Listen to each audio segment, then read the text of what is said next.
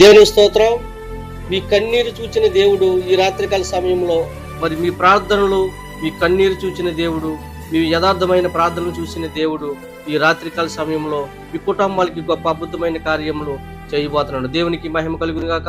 ఎవరైతే ప్రార్థనలు చేస్తున్నారో, ఎవరైతే విన్నపములు చేస్తున్నారో, ఎవరైతే దేవుని యందు భయభక్తులు కలిగి ఉంటున్నారో, మీ కన్నీరు ప్రార్థన విరిగిన దేవుడు అని ఈ రాత్రికాల సమయంలో మీతో మాట్లాడబోతున్నాడు. పిల్లరా చూడండి, మీ కుటుంబాలు ఆశీర్వదించబడాలంటే, మీ సంఘాలు ఆశీర్వదించబడాలంటే మీ కన్నీరు తుడిచిన దేవుడు యేసయ్య ఉన్నాడు కనుక మీరు ఈ రాత్రికాల సమయంలో మీ కన్నీరు వ్యర్థం కాదని ముఖాముఖిగానే చెప్పడం జరుగుతుంది.